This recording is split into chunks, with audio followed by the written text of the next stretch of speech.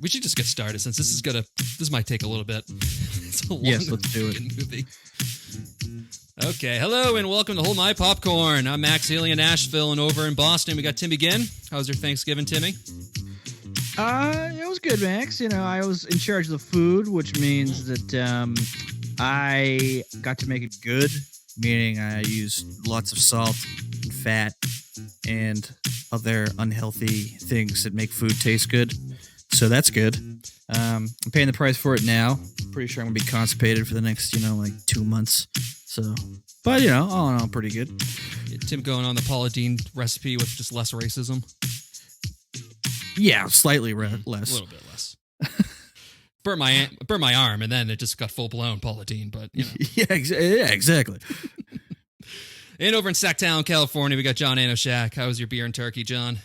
Oh, fuck a turkey. But I'll tell you what, it hit like 50 here the other day, so I got my flannel sheets, I got my flannel duvet, I got my flannel pants, and my flannel fuck shirt. So I make this shit look good and feel even better. How are you? I picked the wrong week to do a 3-hour movie. That's how I am. Yeah, fuck you. I feel like I've been waiting a month to fucking talk about this thing to the point to now where I hate it. So when you say flannel fuck shirts, you fucking that flannel shirt. Is that what I'm hearing, John? Yeah, I definitely can. I definitely Nice. can. Yeah, and it's got. I ripped out the armpit section so it vents too nicely. Mm-hmm. Yeah, I like that. You have to send me the wicking prototype action. for that. I will. It'll be lightly used. That's okay. You sure? Oh yeah. I don't want to. Low waste is all my motto, John. I want to smell your musk too. All right. I got some good mountain sage for you. Fantastic. Great. Well, the good thing is here. So we're doing this episode a week late. The benefit is that I was able to watch this for like 10 straight days. Another benefit is that we get to do like 2 less Christmas movies this month because we watched 1995's Heat, directed by Michael Mann. All I can say is that the number of bullets fired in this movie Ooh. is a relic of the past. You don't see this type of movie anymore where guns have unlimited clips. Bullets obviously cost less than a penny because they just fire 10,000 bullets in a minute. I love it. I don't think that this many bullets exist in the United States anymore. And also coupled with the fact that this movie is literally Grand Theft Auto, like the more recent one, just in movie format with just as much cocaine, if not more. Excuse me, implied cocaine. I mean, Grand Theft Auto 5, that one character is De Niro, like the gray suited guy. That's him. I really wish that that Wayne Grow, I'll be bitching about his name the entire series that we talk about this, but I wish that he was a Nazi Canadian. That would have made it so much better. Spoiler alert, he has a swastika tattooed onto his chest because why not? Not a Canadian, though.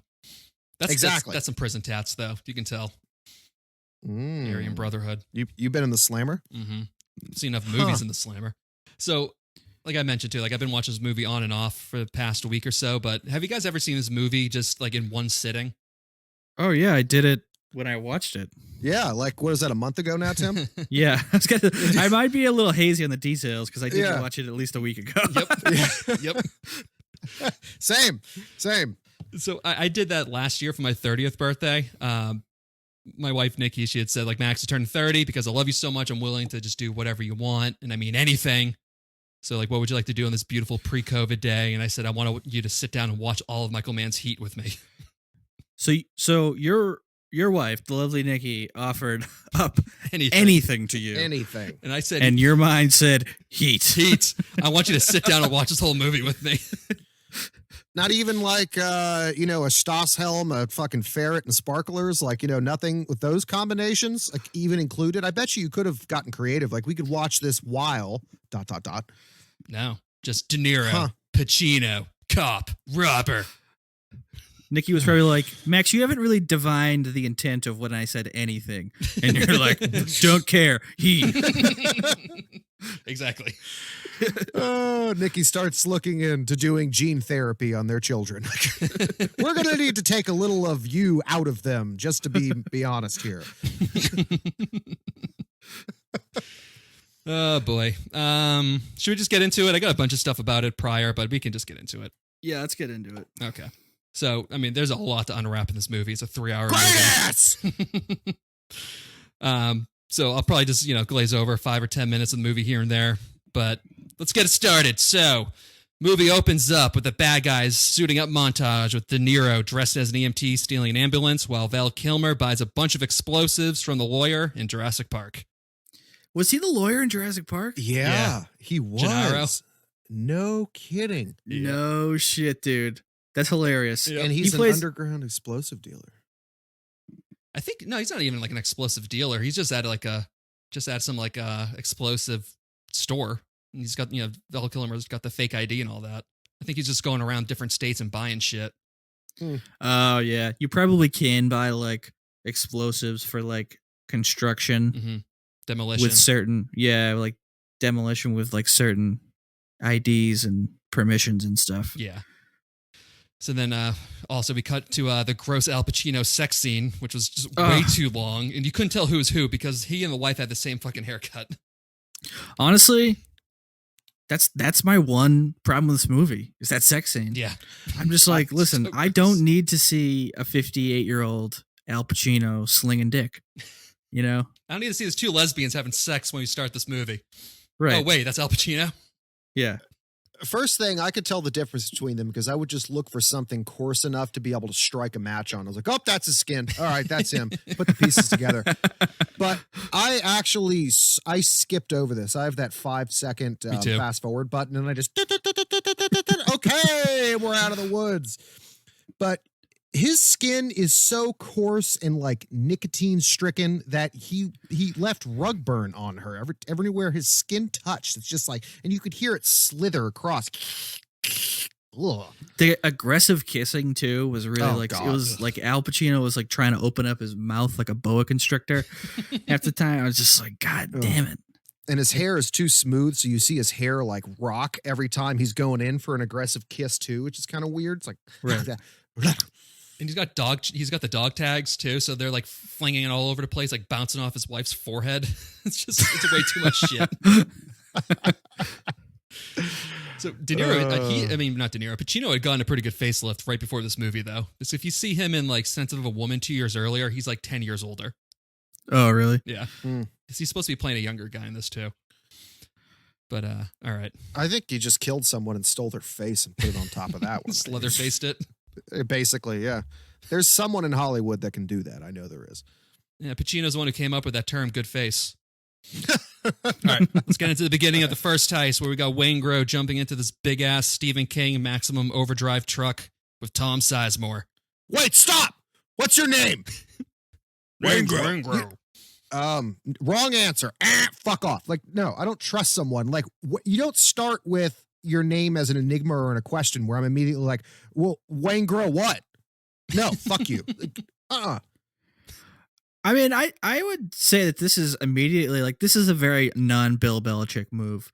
You know what I mean? To get someone like Waingro into your club, into your group here, because he has it written all over him that he's going to be a troublemaker. It's true. Well, you got to give him one shot, like AB or Corey Dillon. Sometimes they work like Corey Dillon. Sometimes they don't, like AB. That's a good point. That's a good point, Max. I when my hair got that long and it started to fall out, I had the good sense to cut it. That makes me a trustworthy individual. This is true. I also do like though, like immediately Sizemore goes, "Hey, stop talking, okay, slick." And Waingro just like gives him a look, and then just Sizemore gives it right back, like, "What? What are you gonna do?" Right, just smirking at him. That was a real Tom Sizemore look too. That wasn't an actor. He was like, "Yeah, do something about it. I've been smoking meth for 2 months straight." The producers think I'm doing method acting, but I'm just a drug addict. All I'm doing is actually just meth. Turns out he's actually Pacino's dealer on set. Yeah. I was also half expecting them to put on the Joker masks during this scene too. Yeah, masks. It had a very similar vibe to that bank heist from The Dark Knight. Well, especially since in that bank heist, Van Sant is the guy that's the banker in The Dark Knight. Oh, right. Yeah, no kidding. It's like straight up. He's a lot more intimidating in that movie than he is in this one. Yeah, definitely. Oh yeah. You and your friends are dead. Jeez. God, in your Egyptian cotton shirt. Yeah, come at me, bro. Let's do it. So they ram this armored truck, lay down some spike strips for the first responding cops who may follow, and then kablamo! They blow at the back door in order to steal a specific piece of mail. Yeah, what is the piece of mail again? It's the bearer bonds for Vincent. Oh. So like you can tell that they're like specifically looking for one thing because they don't take anything else. Right. And then fucking long-haired dude just gets a little itchy trigger finger and blows the guard away who's like stumbling around because he has a concussion and blown eardrums. Yeah. It's like, and dude, one of the dudes even tells him, I think it's Val, he's like, dude, he can't hear. Right. He's bleeding out of his ears. More too. See all that shit coming out of his ear? He can't fucking hear you. Dumbasses. Yeah. No hesitation though. So, I mean, they just unload on everybody else. They got to kill all the witnesses, but the gunfire in this too. It's like unlike any other gunfire in any other movie. Like you can hear the echo bouncing off of the buildings around. Yeah. Oh yeah, it's probably as close to real life gunfire as movie has gotten. You know what I mean? Like movies are always they act like guns are fucking like air rifles in most movies. Like the noise level doesn't compare, but in these it does. It sounds like that real gunfire, which is fantastic. Yeah, I mean, like there's a reason that you wear the big, earmuffs, when you go shooting. So, right. And this is a thing that I love about this movie too, and just Michael Mann in general, is that he placed microphones all over the surrounding areas for the heist scenes that get that certain sound. Because any other movie, they just do it in post. They'll just put in, gun sound effects. But for him, he's like, no, it actually needs to sound like a real gun going off in the city. Yeah, that's perfect. It's perfect. Awesome. Because it does have that like sort of crisp but also reverberation, Oh, that's a shit. All right, and then we meet John Voight, a.k.a. Revolver Ocelot from Metal Gear Solid. Dude, his character in this is fantastic. I love him in this movie. What's really sad is that John Voight is a fucking nutbag right now. I know. But in this movie, he's great. He looks like the real-life depiction of an STD. I mean, like, the first thing I saw him, and I immediately just thought of a hairball. My cat must have just thrown something up, but bleh. I mean, you look at his face. He looks like he just has syphilis all over his face. It's terrible. So, he's got the same exact haircut that Colin Farrell has in Miami Vice. But then also for him, though, like, he hadn't done a movie, like an actual theatrical movie in 10 years. Like, he was pretty much just done. And then he came back for this and went on like a whole second, he actually had like a better career after this. Huh. He was like, I made Angelina Jolie. That's my mom's opus. I can't do nothing better. It's all over. Downhill from there. Now, this was after Anaconda? No, this is before. He hadn't done any movies. He had done like, I think it was like Midnight Run or something. Maybe is it Midnight Run? No, so he he really didn't do any movies by like not doing. You're not not recognizing Anaconda. No, he did a couple of TV movies, which was not a good thing back in like the late 80s, early 90s. That's the thing too. Like, Mann just attracts like difficult actors, and they always do great in his movies. Like, you got Val Kilmer, who was like a notorious asshole, who's coming off of Batman, and then you got Voight, and then you got fucking like Henry Rollins, who's a goddamn nut job, and then you got Tom Sizemore. He probably just plies them all with drugs. And then also, they had them all training with like special ops forces, doing 3 weeks of gun training before they started filming. I don't believe that Tom Sizemore did that. Yeah, I was about to say the shakes would set in too soon. There wouldn't be a way. No, you just do a bump before you start shooting. They probably actually.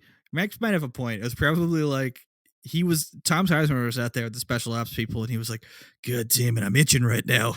I need some candy." And they're like, "Oh, dude, we have like the government candy that keeps you awake for months." And he's like, "Give it to me." If we got the shit, we give the president. Yeah, exactly. Make you not sleep for 4 years. Yeah, like DARPA made this up in like some alien lab in Area 51. It's like puts a nuclear reactor in your balls. See, I would have expected like old school, like hard bitten, Marine or something, where they're like, no. You take a little bit of blow or your powdered meth and you sprinkle that underneath a nicotine pad. Slap that on your groin. You're good to go. You walk into one of the Bang Bang houses in Hanoi and they blow it up your ass. I'm surprised he was actually able to fire a gun between all the fucking rapid blinking that he does in this movie. The guy barely has his eyes open. He's just constantly just like violently blinking. He's flailing around and doing he must be playing himself. He even gets to have a hissy fit later on in the movie. And throw a glass for no reason. For no reason. So, yeah. All right. So I usually gloss over the details here, but Voight tells De Niro that his crew stole the $1.6 million in bearer bonds from that sketchy money launderer Van Zandt, and they plan on selling him back to him at 60% of the price, since Van Zandt's going to be collecting all the insurance coverage anyway. That's the first plan there. Seems like a good plan. Yeah. Kind of seems like a plan we should try and implement. I mean, you're just taking huge leaps here, Voighty boy, with this whole idea that this guy is that crooked to where he's just going to take it. And also, it's a fine line because he has to be just crooked enough to where he'll be like, yeah, I'll take the money and not kill you. Yeah, which he does try to do. Yeah. It's a shitty job. He is like a second-rate crew. All right. And then Voight also tells the guy that some other guy wants to meet him about a 7-figure job. So then we got Pacino and his crew showing up to the crime scene where he says that these guys are the best in the biz. Yeah, he basically just say that.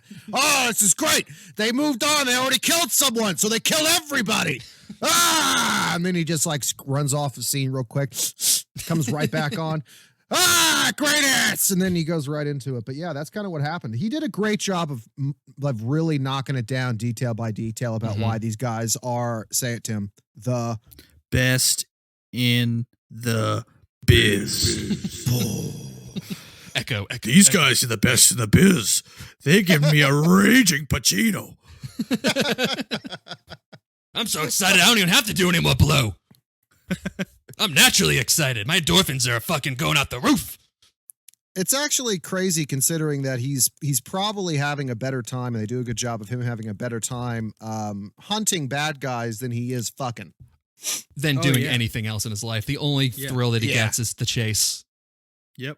Yeah, I was going to say that later on. I'll say it now. But with him, it's like you can tell that like his character would be like a great guy to go on a date with. Like he'd be a lot of fun. It's like he wants the chase of the girl, but the second he ggets married and like gets him locked in, he just totally disappears. Oh yeah, definitely. Yeah. He's like, "What do you want from me? I want you to be home like once a week." God, you are such a fucking bitch. I just saw a baby in a microwave. How can I eat this? Anytime I hear him talk, I just think of Charlie Day doing his impression, like a Serpico impression on. Oh shit! All right. Also, one hell of a crew too. I mean, you got the for Pacino. I mean, you got the Cherokee American actor from The Last of the Mohicans. Yep. Oh yeah, Wes. Yep. And then he got his go-to guys are Bubba from Forrest Gump and Buffalo Bill. Mm-hmm. Great. Oh man, Buffalo Bill, he's seen some donuts. Holy shit, that midriff going from 6-pack to I can tuck my cock and balls behind my legs to now it's like, look out for the mustache ride. He's just coming on down the aisles. Mm-hmm. I gotta say, I don't think Pacino's that good of a detective. He couldn't sniff out Buffalo Bill. It's a great point. It's a great point. All right, then we're at this diner where De Niro bashes Waingro's head against a sticky syrup table, and then he goes to shoot and stick him in Danny Trejo's plastic-wrapped trunk, but he sneaks away after the cop car drives by. I was hoping that we at least get to like see a little bit of his slimy ass hair in the wind and hear it slither away, like just as he gets away, like you know, like a slug. Like there's a trail. Follow the grease. And then, Danny Trejo's like, I'll track him. Yeah, and then the rest of the movie is it's Trejo and the Cherokee American actor from Last of the Mohicans just sniffing around just on a trail hunt. That's how Indians track, right? Sniffing around. Yeah. This is 1995. We're racist enough, right? Should be thankful we got a black guy in this movie. Oh, God.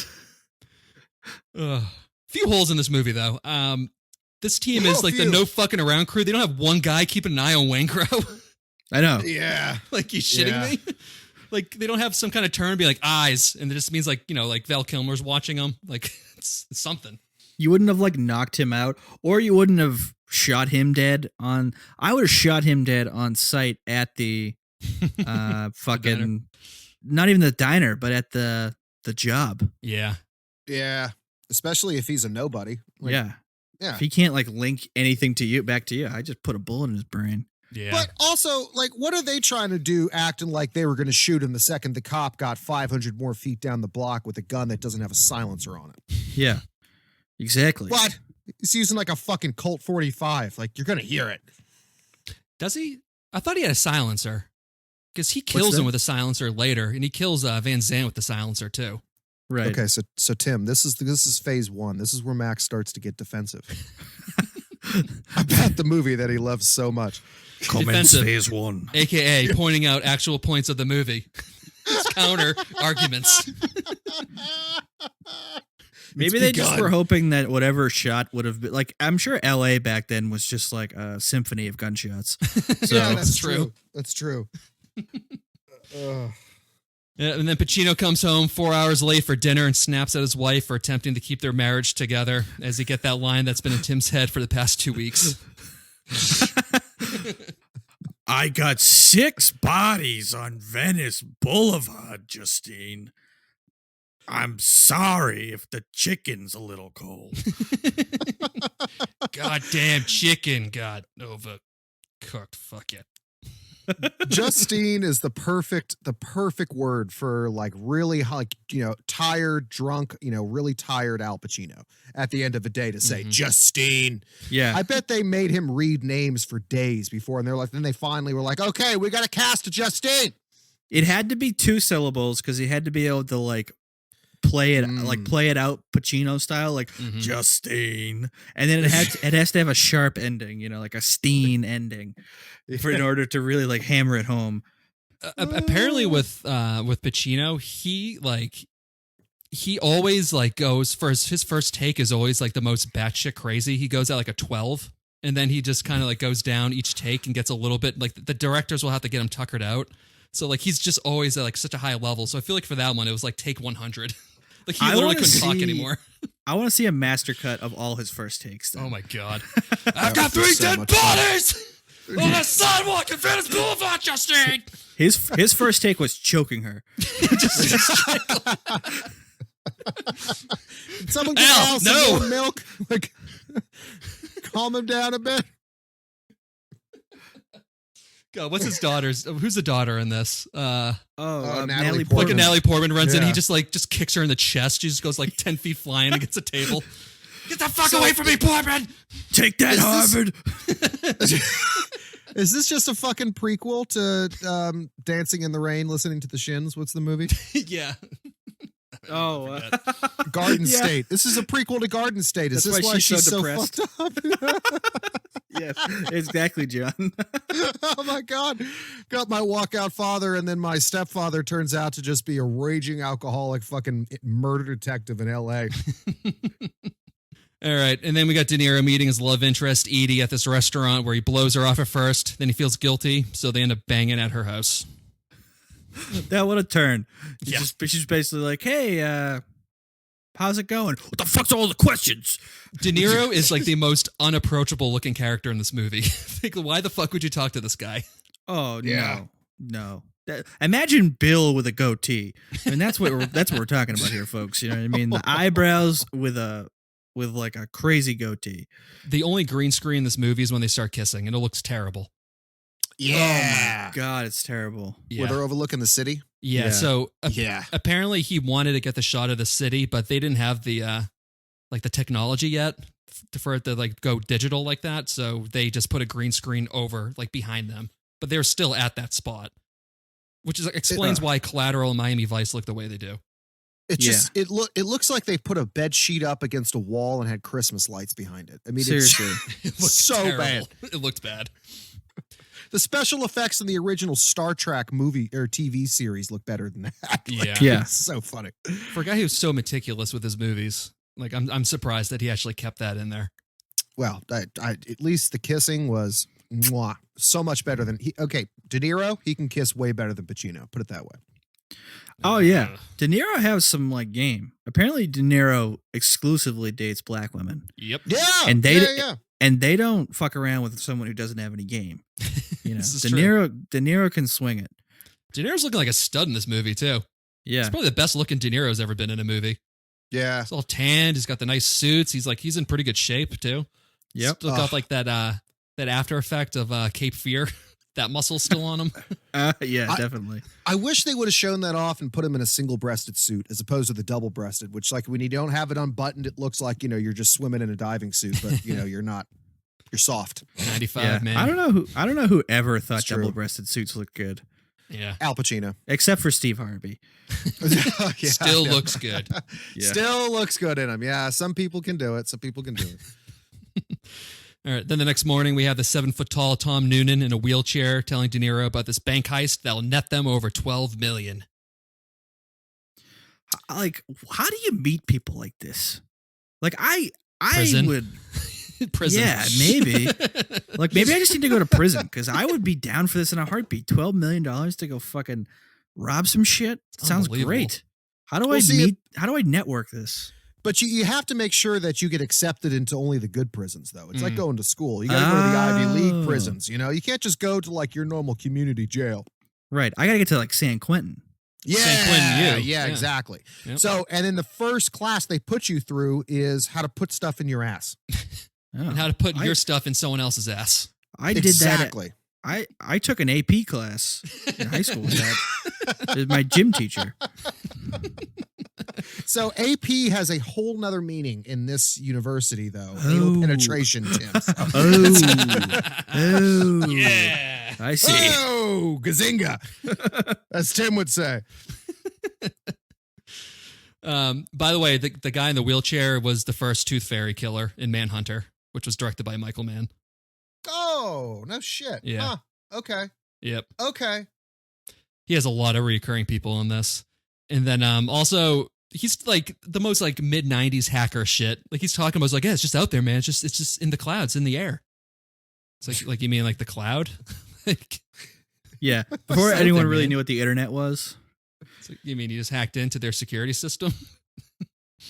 Dude, information, it's there. It's just out there. All right.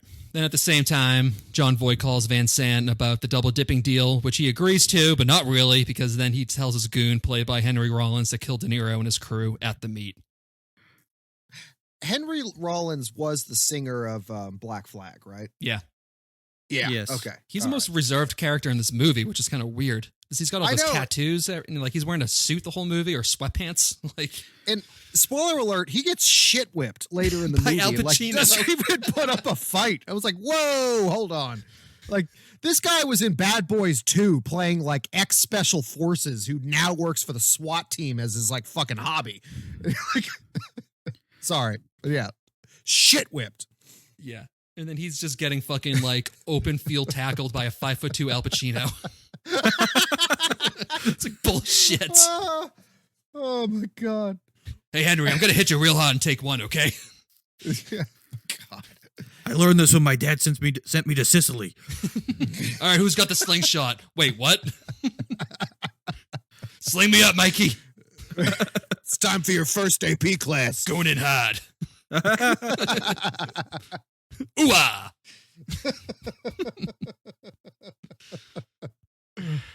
All right. And then we got Val Kilmer crashing on De Niro's wooden floor after getting in a fight with his wife, played by Ashley Judd. Is Talk that about- Ashley Judd? I thought it was Charlize Theron. Yeah, it's Ashley Judd with blonde hair. Oh, I thought it was Charlize Theron. She looked good though. This is like her Charlize first was movie. in- Like her What first was she big in? movie. Charlize Keanu? Theron is Yeah, she was in the one with Keanu, right? With Al Pacino, where he's the devil, yeah, Mm. yeah. where he gets his dick wet. Yeah, and then Al Pacino fucks her Charlize. She had to climb up a ladder to fuck her. Yeah. Yeah. Yeah, it got dark. She's also in Anyway, Mad so- Max. She's the badass in Mad Max. Oh, yeah, she is in Mad Max. Okay. She's in a bunch of shit. But I mean, this is the beginning of Ashley Judd for like her being like the queen of the 90s thrillers too. She was in so much shit. What else was she in? She was in A Time to Kill. I wrote this down. Time to Kill, Kiss the Girls, Double Jeopardy, High Crimes. You know, a couple of movies with like the Alex Cross movies with Morgan Freeman. Yeah. They're all the same. I can't distinguish the difference between any of them. So don't take me out of the 401k plan or anything, but I've not seen any of those movies. That's fair. We'll probably get to them. I don't consider it fair. That's ridiculous. Get off. Get out. Here's a question I have about Ashley Judd, though. What happened to her? Because isn't she like fat and gross now? No, those are her sisters. Oh. That's the country singers. I got you. Yeah, I think she's still married to some like race car driver, and she does like TNT shows and just like small parts. Like it's just the typical early 2000s, late 90s actress. It's like, oh, how old are you now? 36? Oh, you need to play grandmothers now. You can't do anything else. Yeah, unfortunate for her. Holy shit, she was in Twin Peaks? Really? She was? Okay. Interesting. Sorry, we can keep going. I didn't mean to derail that, but I just saw something in Twin Peaks. I'm like, holy shit. Derailed a movie title that you would have thought Ashley Judd would be in. Anyways, sorry. I think it might be another Twin Peaks, but it doesn't matter. No, it's not. Anyway, sorry. Go. Okay. Alrighty. Yeah, also De Niro, no furniture in his house at all. Zero furniture. Yeah. So it should be a red flag for our Southern Bill. Yes. So you don't have any furniture in your house? No, I do not. Okay, I'm leaving. Yeah. As my old friend said in the Slammer, anything that you can leave in 10 seconds flat. Get the heat around the corner. She's like, what are you talking? The slam? What are you talking about? That was a restaurant. Doesn't mean you can't have a couch. Yeah, can't you just get it furnished? Because like all he has is like basically like an ice chest and like 3 pull-out chairs is kind of what it is. Like stand-up picnic chairs, kind of a thing in the living room. Huh. And then $4.5 million of tools. But he's got a great view. Beautiful view. Also, some poetic shit from Val Kilmer. Because his whole thing is like he's like a gambling degenerate. And you know, he lost all his money. He's afraid Ashley Judd's going to leave him. And then he says, for me, the sun rises and sets with her, man. Which is beautiful. It's like beautiful thing that he would never say to his wife. That would definitely get him a couple of brownie points. Yeah. Instead, she's fucking the guy who plays Chief Wiggum. Yeah. Hank Azaria. Honestly, it's hilarious. He's just like, he walks in. She's like, can we like not live our life where you go risk your life for a robbery and then gamble it all at the track? And he's like, get out of here, you overbearing bitch. and then Keys and cutscene to him checks. being like, she's a saint. She's the love of my life. He threatened her. So I was like, all right, if you don't like it, give me the fucking keys and I'm going to be keeping the bank account. And she just gets all quiet. Yeah. It's like, typical broad. Maybe he did play himself. Really, for real. All right. Let's just skip over the whole the getaway driver because we'll get to him later. That little sub story. But yeah. So we got Pacino. He meets with the guy who did the song Wild Thing. He goes, you know, that whole conversation goes absolutely nowhere until he mentions that he ran into this ex-con who calls everyone by Slick, which is a magic word because Pacino then gets the name and puts a whole surveillance team on him. So who is Slick again? Slick is Tom Sizemore. Oh, right. Okay. Yeah. This is what happens when we watched a movie a month ago. Yeah. So Sizemore is basically Alfred. He is nothing but a fucking liability. Him and Waingro. I don't care. Huh? Him and Waingro. Well, Waingro, at least Waingro's like out there for his own gain. Sizemore already fucked this up just because he's just too recognizable and yada yada. And I don't care how good his blow is. He's a liability. Also, the logic makes no sense. Like him calling people Slick, like that isn't his nickname. It's what he calls other people. Like people didn't call Biff Butthead in Back to the Future. Right. It makes no fucking sense.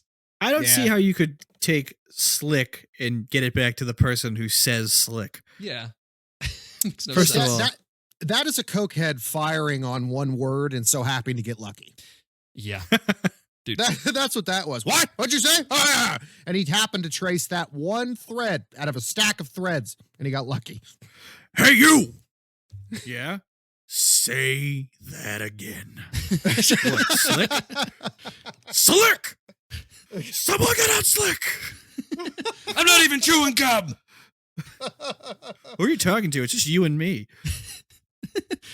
He's all keyed up in this scene too. But this guy's like, I could get killed for saying this shit, man. He's like, you can get killed walking your doggy. Yeah, oh my God, dude. It was Give me so it! good. Give me It makes no sense. You just come straight. You get killed walking your doggy. I love it. Oh my God. And like he yells, but his face doesn't change. Like his face is completely numb. Yep. That's the work he got done. Scene. All right, and then the next morning, De Niro goes to the Van Sant drop-off, but it's a trap! And the lawyer's crew tries to kill De Niro, but thankfully Batman, Val Kilmer, who was up in his eagle's nest, tips him off as the bad guys kill the bad guys. It's a double trap, dude. It's a double trap. Those dudes roll fucking hard too, and they were totally ready for it. Except now, here's the one gripe I have with the scene because it was hardcore. They fucked these dudes up after they tried jacking them on it. But was there any reason for De Niro to shoot through the windshield? Yeah, the dude I don't was think there was. fucking. The guy was getting ready to shoot him. You gotta keep on shooting. No, but he's got all of his buddies there with like he's got Sizemore all methed up with a freaking semi-auto shotgun. He's got Val Kilmer with like a 50 caliber fucking Beretta sniper rifle. Like, I think he just really enjoys doing it, and that's okay because he does it later in the movie too. Where I'm like, shit, can he just hang out the side of the window? Yeah, or just kick it open. I think that is a little like sub thing with De Niro's character is that he acts like he's all cool and calm, but he loves killing people too. He's a fucking sadistic fuck too. Okay. I mean, hence his whole downfall later. He couldn't get away from it. But go ahead, Tim. Oh no, I'm fine. Oh, okay. Going. Well, my note here too, Tim, you'll appreciate this, is Kilmer is such a lethal weapon in this. Oh my God, isn't he? he? Is Riggs. He's like Martin Riggs' son. Yes. You know what I mean? Yeah. He's like Martin Riggs' son. His hair is just as beautiful. Yeah. Like I want to see like Riggs like seeing that on the news being like, that's my boy. I taught him everything he knows. He's my brother. Val Kilmer. Spartan Riggs. Also, all the drop-off money was actually all the documents showing that Biden rigged the election, which is just a bunch of shredded up pieces of blank paper. Yeah. Yeah. Evidence. Funny that. Look at all this evidence I have. There's pages of it. Evidence. That's a coloring book. Well, that'll be good for the listeners. Oh, they'll love that. Humor They'll I just love did that. there. Mm-hmm. Yeah. I loved it. Yeah. I'd say it's definitely you know what? It's just right. Mm-hmm. Mm-hmm. And then you get just a couple of badass lines here, but the one with De Niro when he calls Van Sant talking to an empty telephone because there's a dead man on the other end of this fucking line. What a fucking line, dude. Boom. Yeah. Shoved in a locker. I would brown my undies if someone ever said that to me. Especially with De Niro's delivery, not mine. Yeah. Yeah. Not my slurring delivery. Well, you get to see it actually delivered on the other end of the line too, where it takes it a second to hit the, douchebag on the phone where he's like, oh, I fucked up. yeah. And he then loses his shit. You'll see him later on. He's been wearing the same shirt for like days. You can tell he hasn't left his office. He's just fucking so afraid. Then we get the side story of Waingro being a serial killer that Pacino's also chasing, which was just totally unnecessary for this movie. That just didn't, yeah. That didn't need to happen. There was no reason. But you know what? He's got swastikas on his chest because why not? Let's see how deep we can make this character for whatever reason. Yeah. So I don't know if Tim, if you knew this or not, but this movie was like originally supposed to be a TV show. It was called LA Takedown. They only got a pilot done. Idea. So Michael Mann made this into a TV show that just never got picked up. But like the diner scene's exactly the same. The guy, what's his name? Ralph, I think, the one who like fucks Pacino's wife later. He played Waingro in it. Oh, really? Yeah. So you can see some of these things where it's like, okay, that whole Waingro thing was going to be a completely different subplot of the TV show that just couldn't happen. Same thing with the daughter too. Right. Yeah, that's a good point because there's some sort of tangents in this script that are just kind of like, yeah, you didn't need that, but I can see why if it was a TV show, Yeah. those would have been in there. I just realized John's been raising his hand like he's in class. I thought he was just stretching. Yes, John. Yes, no, John? no, I'm not raising my hand. I've got it resting on a wall here, and it's kind of looks like I'm doing disco. Sorry. It's okay. Staying alive. Honestly, actually, you know what it looks like? It looks like John's in the ride of It's a Small World at Disney World. It's a small world after all. It does. I fucking wish. That would be awesome right now. Is the world ending yet? Is it over? Not yet. Not until Biden gets in. I'll never be able to live in the suburbs because they'll be fucking gone. Yeah. So then we get about 10 minutes of some character development stuff, with relationships going in and out. Like, who cares? And then we get the stakeout at the metal depository. Yeah. That's the black and white vision thing. I'm trying to remember. I'll fill you guys in. I know. Okay. I've got it. It All was right. just it's a lot, and no one gets punched in the face like you have in The Departed, which I was waiting for. I was hoping Al Pacino, and you'll get to this obviously explaining this, but I was hoping Al Pacino would have punched somebody in the face on his staff. Oh, I remember now. Yeah, Val Kilmer's like fucking got this cool little gantry drill, Mhm. and they're sitting in the truck out there, and then some fucking noob cop. Yeah, who's got drops a his gun? gun. Who has the gun around his his shoulder inside of a stakeout van? Like Yeah, a that's fucking some- goddamn Boy Scout. That's the man who's never felt the warm blood of a victim on his face. You ever see It's the same- the dying breaths of a man?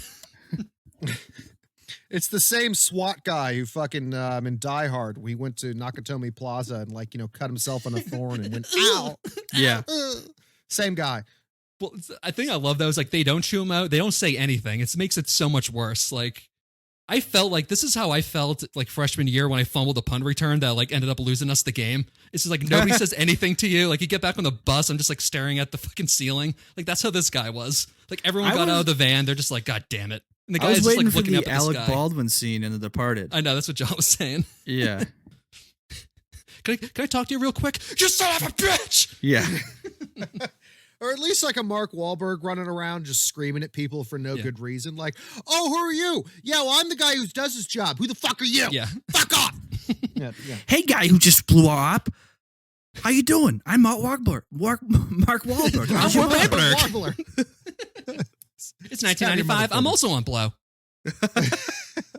Do you know I shot somebody in the face? Oh, not supposed to talk about that. You know that I'm a racist piece of shit in real life? Oh, nope. Okay. Let's do a Disney movie. All right. Then De Niro tells his crew that the cops are on to them, and he puts it to a vote where they either leave town now or they do the $12 million job. And surprisingly, all these career criminals say yes to the job. Yeah, I love how Tom Sizemore was like, yeah, I got kids, family, whatever. I got money in the bank. I don't need to do this. I'm in. He has one of the best lines, too. He goes, "For me, the action is the juice." Yeah. Fuck yeah. That is Tom Sizemore. For me, the meth is the meth. What? For me, the high is the crystal. And he thinks about it long and hard, too. Blinking It a million still comes times. away. Again. My God. Ugh. It's funny though, because I mean, yeah, like De Niro says, like, hey, you got a family, you got money invested, you got a bunch of real estate investments. I'm like, that is why all these fucking empty skyscrapers are getting built all over the country right now. It's like people like Tom Sizemore who end up getting killed, and there's no fucking money left. Right. Yep. Or it's just Russian Yep. people. Or it's just Russia. Buying them all. Yeah. All right, so we got that great Sizemore line, which is followed up with one of the best fucking line deliveries in movie history, where Pacino forces Hank Azaria, who's been fucking Ashley Judd, into becoming an informant. So Azaria, who's just like a whiny scumbag in this, goes, "Oh man, why'd I get mixed up with this bitch?" And Pacino goes, "Because she's got a great ass Oh, my in your head. It's all the way up it." It's such a good line. I watched it like 5 minutes before we started. Nikki's like, "Why do you watch this video all the time?" It's like, it's fucking phenomenal. Yeah. It's great. Because she's got a great ass. It's almost like show tune-ish. Like he does like a hand flourish. because he's got a great ass. Like he does the whole like the hourglass curves. Yeah. That's what he does. And then like he's about to say big ass, like he's wording big, like a big B. And then he just throws out great ass. Right. And Azaria I is thought just completely taken aback. I thought his fucking teeth were gonna pop out of his head when he said that, along with his fucking eyes. His fucking eyeballs. I was fucking horrified seeing this. I was like, this is what drug addiction looks like. Rah! As he's screaming at me through the television with his big old chompers. He's got big old teeth. It's the same face he makes in The Devil's Advocate when he like blows up. You know, like at the end of the movie, like it's the same face when he's going like, yeah, he's just screaming. That's what he looks like when he has a heart attack and he climaxes. I'm guarantee it. So this scene was improvised by Pacino, that take. And I guess Azaria's reaction was totally improvised too. It's like when he goes like, Jesus Christ, like that was real. That's hilarious. It's amazing. When I think of an ass, I don't know. Something just comes out of me. Oh, Jesus. But the best part of it is that Hank Azaria, like, you know, he does like a fourth of the Simpsons characters.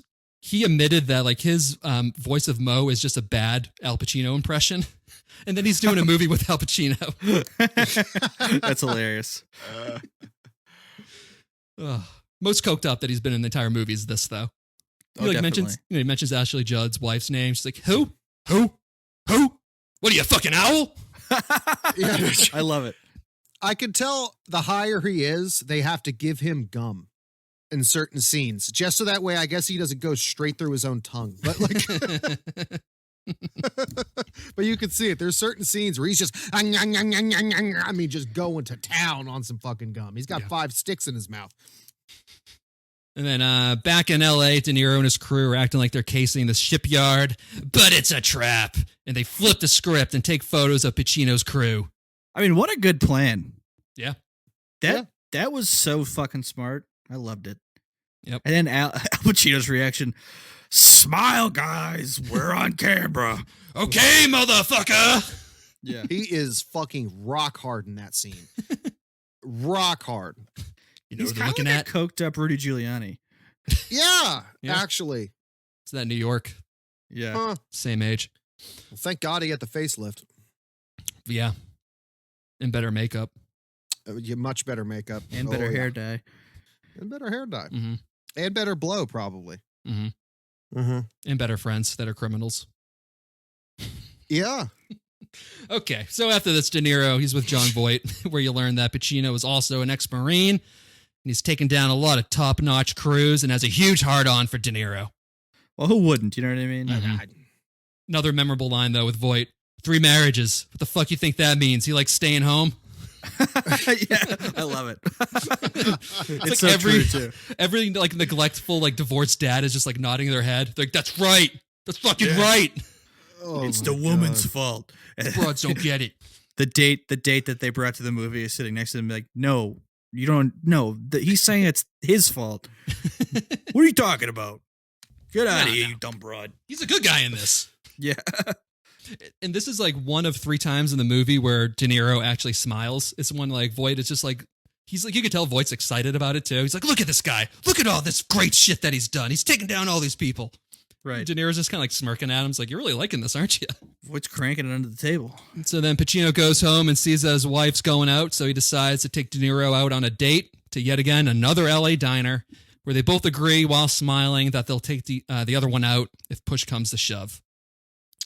So once again, this is literally Grand Theft Auto in movie format. Like Al Pacino is in a helicopter following the car that De Niro's in. Has the helicopter land, has a car delivered to him, like via video game, basically, and then gets in the car, goes, pulls his ass over, and then they drive themselves to a diner to go make out. Yeah. I would have loved if they indulged me with like 5 minutes of mundane, like really mundane talk between them, being like, do you like the cappuccinos here? Yeah, I do. It's good. They steam the milk. I don't know how they steam the milk, but it's really good here. And a little bit of cinnamon they put on top.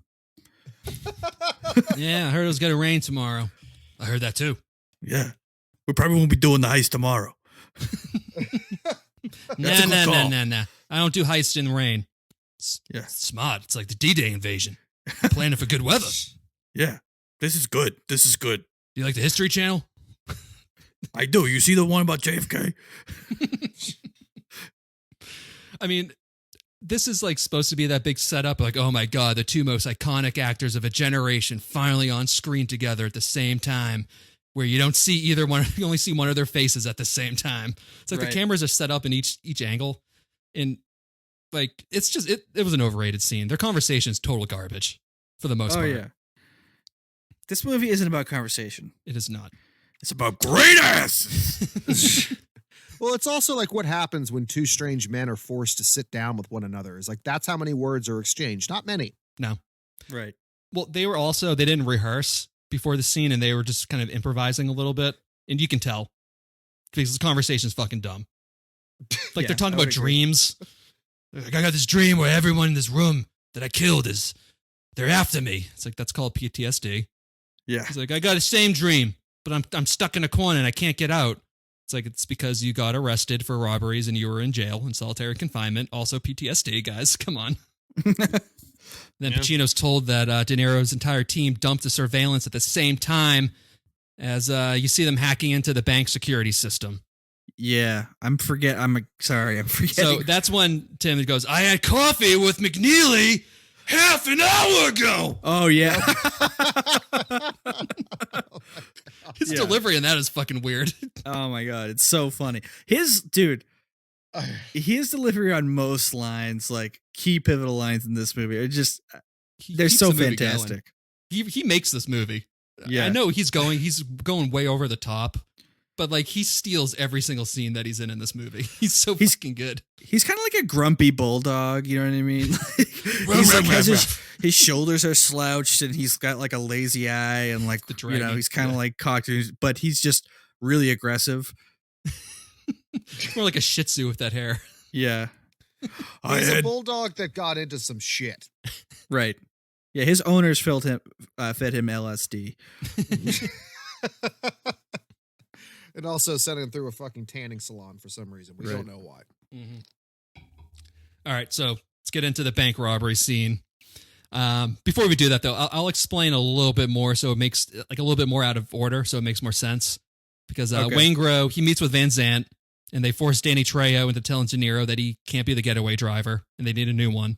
So they pick up the guy from the Allstate commercials, and they head to the bank heist. But at the same time, I guess they also like pretty much almost like beat him to death, and they find out where the bank heist is going to be. So Henry Rollins calls the cops because he's an informant.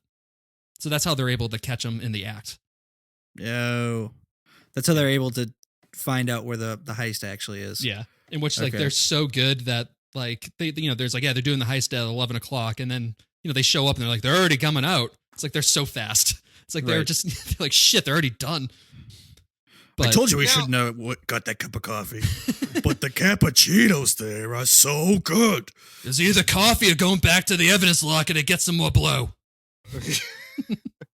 Now, did Danny Trejo really, was he not able to shake the cops? Because No, I feel like, that's the thing is that they told him that like make an excuse. okay. Yeah. Got it. I was thinking that he like was like, no, dude, I'm bailing the fuck out. And then they got him. Yeah. randomly Somehow. Okay. Cool. Yeah. But I'll get into this heist here. So first, you got De Niro. He cold clocks a bank manager. He just goes like, "Sit there, let it bleed." And then even like Sizemore's voice is completely different. Like this is when he goes into full beast mode. Yeah, when he's on But- full meth. Yeah, I just wrote down, "It's time for the juice." Juice. Yeah, I think that he actually reverberates the sound of his voice in like his tummy or something because it booms when it comes out. Because usually it's very light and but when he does yell, It's like, "Get the fuck down!" It's like, that's Tom Sizemore, right? Yeah, Yeah, and then you got like Sizemore, which is just some of the small little touches in this, like Sizemore opening the passenger door so De Niro doesn't have to open it as they get back in, like that small stuff. But Right. then Kilmer, and then he sees the cops from across the street. Like they've been using the buses as like diversions to kind of get closer to them without them seeing.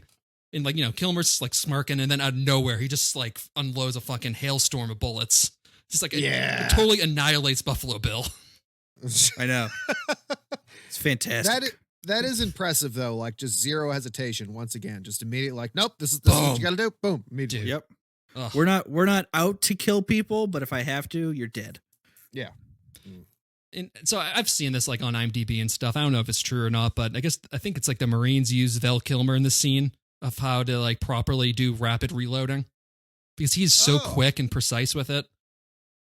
Really? Yeah. Huh. Because he reloads that gun in like 6 seconds. Right. It's fucking incredible. Well, good for Val Kilmer. I mean, he could be proud that he isn't terrible at everything. I feel like they added that in after the fact because when I was bitching earlier about like, oh, well, so what do they have like 120 rounds in those clips or something? Because no one was fucking reloading. They put that in there just so that way people, super fans of the film could be like, well, no, John, did you see how fast he reloaded that clip? It's like, okay, fine, fuck you. Well, they have fuck you, Max. They have a bunch of clips around their, I think around their shirts too. They have like ammo belts too. Like I know they got the bullets. Yeah, they're ready to go. Also Buffalo Bill dying for the second time in like 3 weeks on the show. Yeah. He dies good. Yeah, it's disturbing the way he dies. Like his look. Yeah. It's creepy. It's almost like he's already dead. Yeah. And then, they're not in good hands with the Allstate getaway driver because he gets shot and killed, crashes the car. Yeah, his face gets blown apart. Yeah. And then also, like, nobody's saying a word. That's the thing I love about this, too. Like, how it's so cinematic, but not like any other typical 90s action movie. Like, nobody's yelling. Nobody's delivering lines. They're just shooting. Right. It's literally just the sound do. of bullets and them moving. Yep. It's sort of like that 1918 movie, you know? The World War I movie where, like, they did the whole fucking movie in, like, one long shot. Yeah. Oh, yeah. Got it. So then, and then, pretty much this whole scene ends with Pacino. It's like he's running through like waves of innocent people, just like fucking like shoving them to the ground. And then he just fucking snipes Tom Sizemore straight in the head, who's holding a kid as a hostage. A typical son. Tom Sizemore's done that in real life, too. Yes. In the same Times. location. Yeah. Yeah. You're not taking me back to rehab. We don't know why. Every time we know he's trying to bail on rehab, he ends up right here with a kid every time. Yep. And he falls into that pool every time. It's like he's stuck in a loop. We need to break him out of it. Somebody needs to get Al Pacino here. Some weird Black Mirror episode, Tom Sizemore. Yeah, and then also Kilmer gets shot in the face, but De Niro is able to sneak out with a station wagon.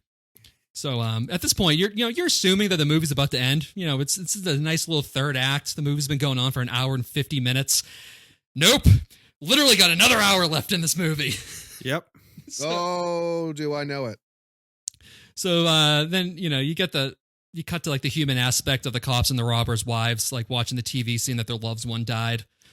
Followed by the freakishly balding George Costanza looking Jeremy Piven, long before he got his hair plugs, treating Val Kilmer's wounds. He's a vet, right? Yeah, he's the vet, yeah. Yeah. Give me a shirt. My daughter got me the shirt for my birthday. I don't give a fuck. Give me your shirt. Yeah. I like how you would question the person that just brought in someone who got shot during a heist. You would be like, "Oh, my daughter got me this shirt." Yeah. With like, 2 bags full of like millions and millions of dollars. Yeah. I would probably give that guy whatever he wants. Yeah. Yep. Yeah. That seems like that was an improvised line by Piven. It's the way he says it too. Good with this shirt. The director's just like, "God damn it, Jeremy. Go do Entourage already." That's what De Niro doesn't say anything. He's like, I don't give a fuck. Give it to me. It's like has absolutely nothing. So no like beat 1-2 punch to it. Yeah. Right. It's like De Niro's like, no, I'm still sticking to the script here. Give me a shirt. So then De Niro goes to Trejo's house where he sees that his wife was raped and beaten to death. And then Trejo's looking like a human potato sack. Where we learned that Van Zandt and Waingro were the ones who set them up. Jesus. His wife was raped and beaten to death? I didn't notice that. Yeah, she's on the... killed. Yeah. They like De Niro walks by the bedroom and she's in there like on the bed, like sprawled out, all bloody. Jesus Christ. Yeah, it's fucking brutal. Yeah, it's gross.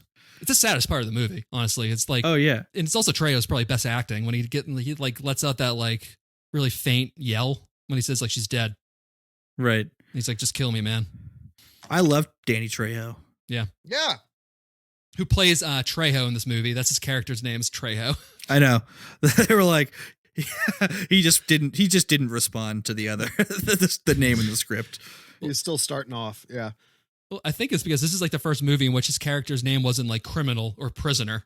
Right. Exactly. Wait a second. So how the fuck did he? So he was also an Anaconda, and I swear he looked like a 16-year-old boy in that. They must have put some serious makeup on that kid. He looked pretty young before. He did. I mean, don't get me wrong. Now he's got some city miles on him. I mean, holy shit. Oh my God, yeah. Oh yeah. It's a rough one. Yeah. All right. And then De Niro sneaks to Van Sant's house, kills him because he doesn't know where Waingro is. Immediately, once again, like, where the fuck is he? He's like, how should I know? Boom, dead. Yeah. All right, we're walking. Like, yep. all right. Yeah. Business. I would have, if I was De Niro, I would have savored that kill some more. Yeah. Yeah, he doesn't do that for any of them. The ones that like deserve to die slow. It's just like boom, boom, boom, done. Well, that's because he's just efficient. It's a fit. Yeah, he needs to get the fuck out of there as soon as possible. Right. In and out. All right. And then this intense standoff. Hold on. Then we get this this intense standoff where Kilmer goes to see his wife with the cops there, and she gives him the hand signal saying that he's not there. This is Bubba's shining moment. Right. In the movie. He did a great job in that scene trying to convince her to do the right thing. Yeah. Yeah. Especially since like her husband had just killed his partner that day. Right. Like, it's like your husband's a fucking scumbag who just murders cops, and I'm like defending you here. So, right. You know, Hank Azaria's like, fucking bitch, this is what you fucking want. You want out? So you get the fuck out. He's like, hey, get in the other room. She's had a long day. Right. Bubba might be my favorite character in this. Yeah, he's good. And it's a pretty intense scene, too. And it's like, yeah, it's not him. He's like, okay, pull him over anyway. He's like, oh, right. Shit. Honestly, Ashley Judd's a fucking moron. Yeah. It's like, I would have sold Val Kilmer down the river fucking 10 times. You hear that, Abby? Yeah. Oh my God. Honestly, degenerate, gambler, cop killer, bank robber, and is also abusive. Like, what the fuck? Yeah. Agreed. If Abby gets parking tickets, I blame it on her. If I get parking tickets, I blame it on her. And then a little bit later, Pacino walks into his wife making breakfast for her fuck buddy, Ralph. Oh my God. I wrote down the line for this too, Tim. You can ball my wife if she wants to, but you do not get to watch my fucking television set. I love it. Oh God. You have to, that's such a man thing. It's like, I'm going to reclaim whatever piece of dignity I have left here. That's not stapled down. Yeah, exactly. Poor Ralph, though. There's no way that the writers did this. This had to have been another like improvised thing where he was just so coked up, and they're like, and the producers are freaking out. They're like, no, Al's on a roll. Let him have it. Let him have it. Listen, this is take 37. Just let him fucking do it. He has not listened to any advice. No, but Max, to your point, like poor Ralph, it's like literally they're having a conversation over there where they're bullshitting on him. They're like, I have to go demean myself with yes, Ralph. Yes. Now I have to demean myself with Ralph to get closure with you. And Ralph's like, I'm still here. Yeah. Sit down, Ralph. Yeah. Oh shit. Yeah. So that his name's Xander Berkeley, the actor who played Waingro, and he's also the dude, the foster dad in Terminator 2, that gets the fucking milk carton through the eye. Yeah. Fantastic. Oh yeah. Okay. Mm-hmm. Only a few more notes here, guys. Tim, yeah. So for the listeners at home, we got this on camera, and I'm just looking at Tim and John, both with their heads staring at the ceiling with their eyes closed away from the microphone. I'm just trying to keep this show going. Tim's like, I've had my 8th turkey dinner the last 3 days. I can't do this. We've been sitting on this hot potato for too long. Any other movie, I would have just said, all right, fuck it. We'll just do like Back to the Future. I love that one. But it's like, I spent 3 hours watching this fucking thing. It's like, we have to do it. We did too. We watched it too, Max.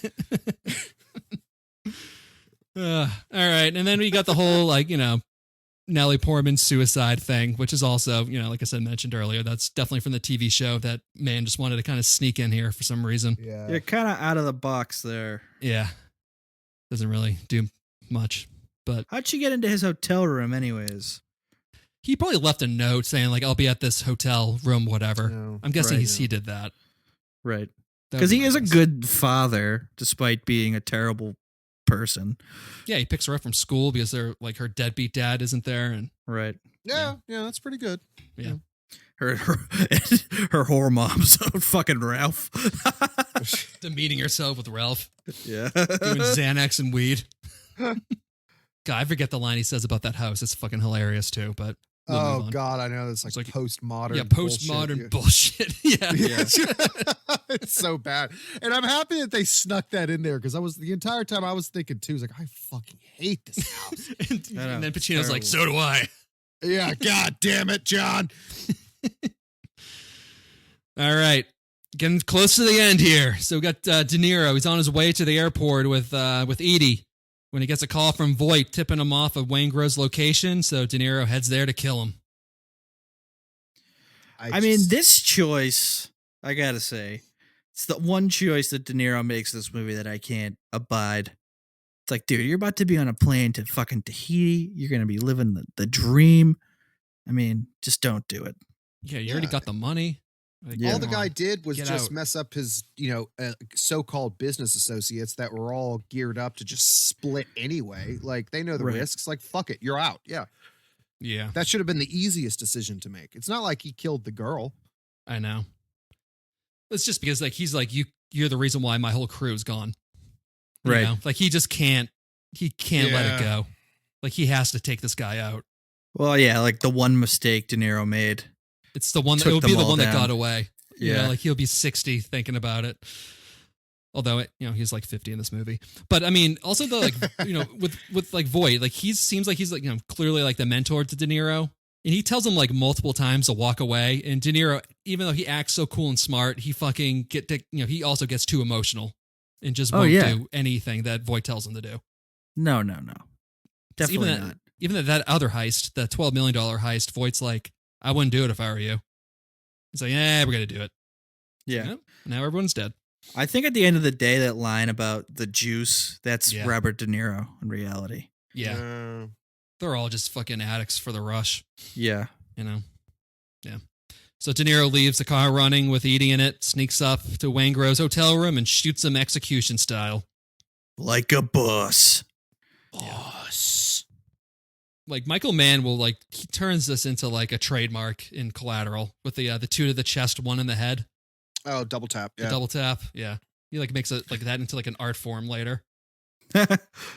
Yeah, he really does. Where people are talking about like, oh my God, that the bullets are only 3 millimeters apart. Oh, there's like, some dead body nerd running around in the background. Yeah. Yeah. Okay, so that's his fetish. So Tarantino likes feet, and he likes people getting killed real good. Well, that's the whole thing. Like I might mention it later, but like Michael Mann, like all of his buddies in real life are either cops or criminals. Like he had the whole cast go out to dinner one night with like the cops and all their families, and then all the criminals and their families the next night. Really? Yeah, like Dennis, Dennis Farina, Tim. Yeah. Like that's like Michael Mann got him the start too, because Farina was just like an advisor for Michael Mann movies prior. Is Dennis Farina like a cop or something? He was like a 30-year Chicago detective, I think, or a cop. Oh, really? Yeah. That's great. Yeah. He was in Law and Order. Fantastic. Yes, he was. Okay, you just proved that you're an actual fan. I never really knew if you liked the show or not. Now I know. I love the show. Law and Order, and he's also in what's that Guy Ritchie movie that he's in? Oh, Fucking Lock, Stock, and no, Crank, Smoking not Barrels? Crank. Rock and Roller. No, it's the other one. The one with Brad Pitt as the gypsy. Oh, Snatch. Snatch. Yes. Yeah, he's like the silver-haired, mustached Chicago guy in Snatch. Yep. Got it. Yep. Got it. Okay.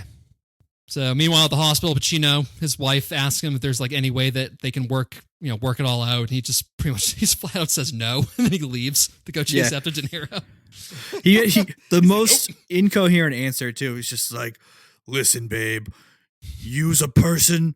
The moon's the moon. Bye. It's like, she's just like sitting there like, what? Oh, And then wow. the director probably is just like, Michael Mann or Mann's probably like, yeah, I don't know. I don't know. That's the best we're gonna get out of him. Let's fucking move. Can we get him back for another take? No, he actually literally got in the car. I think he's going after De Niro. Yeah. So, I mean, honestly, like the movie has like another 20 minutes, but it's pretty much over here because Pacino chases De Niro into the LAX runways where they exchange some gunfire. De Niro tries to take advantage of the runway lights, but Pacino gets the jump on him when he sees his shadow. And then he fires several rounds right into his chest. And then the movie wraps up with De Niro's dying words of, "I told you I'm never going back," as he extends his hand with Pacino taking it. And then the movie ends with this, this like symbolic curtain closing shot of the silhouette of Pacino just staring into the abyss, holding the dead hand of De Niro. And then the movie just ends. I was hoping that we'd have a little bit of like Tropic Thunder where at least like De Niro's hands would have been blown off and, Pacino's just like sitting over there crying over him, like spitting. You're my brother. You're my kid from another mother. I love this ending though. Yeah, it is beautiful good. music. It is good. Oh, shockingly, it's by Moby too, which is kind of surprising.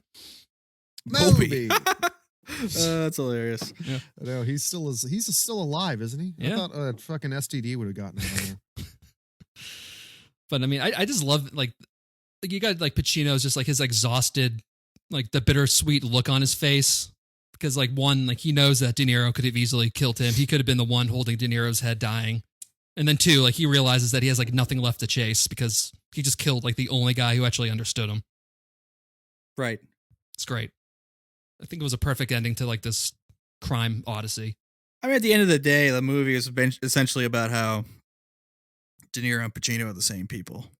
And that's the thing I love though, is because the movie, like during that shootout, they like for like 10 minutes, they don't say a single word. Neither of them say a word. Like, right. And then like they don't have any like monologue, like De Niro being like, me and you are just the same as they're like taking fire shots. Like, no, none of that. It's all subtext. It's great. Well, what does Crazy Jack say in The Departed, where he's like, when you're staring down the barrel of a gun, what's the difference if you're a cop or a criminal? It's like, oh, well, that's a good point, especially when you're both shooting into crowds of people. So, yeah. Like nowadays, cops and criminals, they blur the lines frequently. Oh, yeah. Oh, yeah. Oh, my God. Exclusively in the murder department, too. That's what's so funny about it. Like, there's no corruption anymore. They're just killing people. Right. Yeah. I mean, the corruption's there, but, It's all good. But not it's really. too political. Sorry. Yeah, no, that's all. It's really not. No, it's not. All right. Should I get in some trivia? Do it. Yeah. All right. For the hardcore fans, I'm sorry if you heard this before, but I'm sure Tim and John haven't. So this movie was inspired by a real encounter with a friend of Michael Mann's. So back in 1963, his friend, who was a detective in Chicago, had coffee with a bank robber who was named his name was Neil McCauley, same name. Oh, okay. And they're keeping tabs on each other. And then the following year, the detective caught his crew mid-robbery where McCauley was shot and killed. Really? Yeah. Huh. Holy shit. It's like loosely based off a true story. That's crazy, dude. It's funny too. Like, I just can't imagine. There's so many things like a bank robbery. I can barely imagine a bank robbery happening anymore these days, with like silent alarms and all this shit. Somebody in LA tried to reenact this movie. You guys ever seen that video on YouTube? No. Yeah, they were wearing like full armor suits and shit. Yeah. In downtown you mean LA. the bank robbery? Yeah. Yeah. No, Yeah, I know like- what you're talking about. They're like, they watched Heat and then they tried to do it. Really? The Yeah. heat was the impetus for that? Yeah. Hilarious. It's been for a lot of robberies, I think. Do you see why I'm distrustful of this film? It's too real. It's radicalizing the youths. But I mean, just the subtle stuff in this, like, hey, if you want to go kill somebody, make sure that they don't have the easy way out of out of the diner. Like, Sizemore changes seats so that, Wangro couldn't run out. Yeah. All right. See, for trivia too, this is one of the reasons why I love Michael Mann so much and why this movie rules. They filmed the entire movie on location, meaning they Really? never used a single set. That's great, dude. In a majority of the scenes were in locations that had never been used in a movie. This man purposely did it that way. Yeah, in LA for sure. Yeah. Huh. It's a big enough city. God damn. Yeah, you could hide some shit. It's that Chris Nolan stuff, though. Like, he took the same thing, for all the Batman movies. Like, don't use a set. Let's just use a city instead. Yeah. Urban generic is what they call it. They were almost not allowed to film at LAX due to the Unabomber. He had recently had a threat at LAX. Really? Yeah, back in 94. Could you imagine that? The producers showing up to the airport executives and having the FDA or, whatever, TSA sitting there. I guess TSA wasn't around. Anyways, so you guys okay if we shoot a scene with Al Pacino and Robert De Niro running around on the tarmac shooting at each other? Is it too soon? Okay, that's too soon. We'll come back next week. Okay, thanks, guys. Did you guys find all the bombs yet? Yeah. Nothing's ticking anymore, right? Okay. For Val Kilmer, the original choice was Keanu.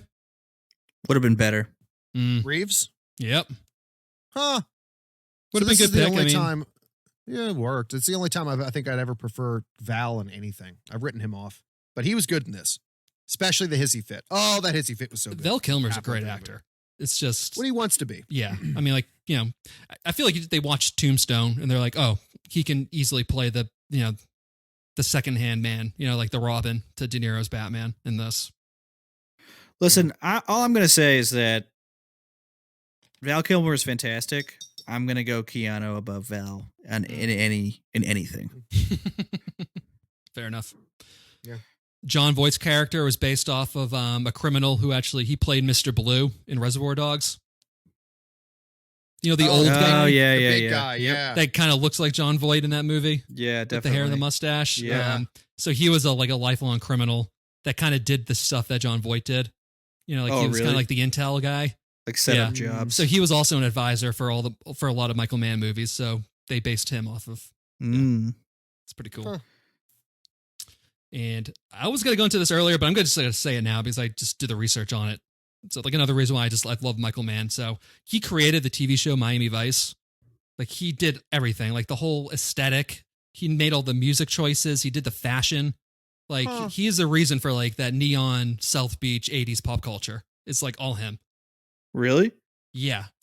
I mean, to the point that the Miami Vice soundtrack hit #1 on the billboards in 1985 and 1986. The top soundtrack. Wow. Yeah. It's pretty fucking cool. Mr. Mann. Trendsetter. Yep. Just loves hanging out with criminals and cops. Okay. Box office game, guys. How much does this movie cost? How much did it make? John, go. 60 million and it made $250 million. To me. I'm gonna say it cost 90 million and it made 259 million. Fuck you fucking bastard. So John was on it for the cost. It did cost 60 million. Wow. Hey! Ding ding. It made 187. Fuck. Boo. Yep. Huh. Movie opened up on the weekend of December 15th, 1995. So it's coming up. Opened up at the number 3 spot. So do you guys know who was number 1 that week? So this was 95. 95. All the way. That kind of works with the hint, but it was not Jingle All the Way. So we've done this episode, or we've done this movie as well. The Sound of Music. Die Hard. 1995, guys. Oh yeah, well, Die 1995 was also Die Hard. Nope. Fuck guys, Not that either. No idea. Jumanji. Fuck! What year is it? 98. Yeah, okay. It was Jumanji, Toy Story, and then Heat. Wow, that is tough to beat. Yeah. Yeah. Okay. Yeah. The only Christmas reason they time. lost is because of the kids. Yep. All right. Let's get into Fucking questions. Who's your favorite and least favorite? I'm gonna say my favorite is Bubba.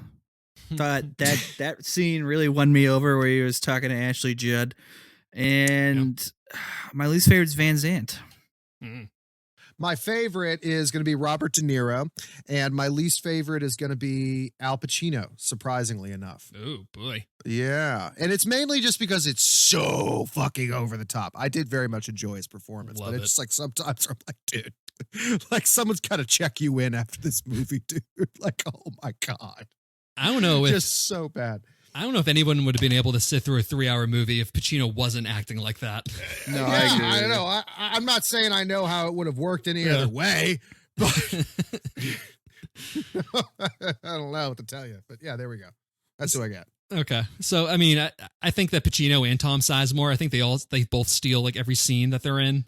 But for this rewatch, I'm going to say John Voight. I thoroughly enjoyed him in this. Like, he looked legitimately sad when he said bye to De Niro on the phone. Like, I don't think he was phoning it in. I think he's like, this might be the last time I ever do a good movie or ever act with a good actor. Right.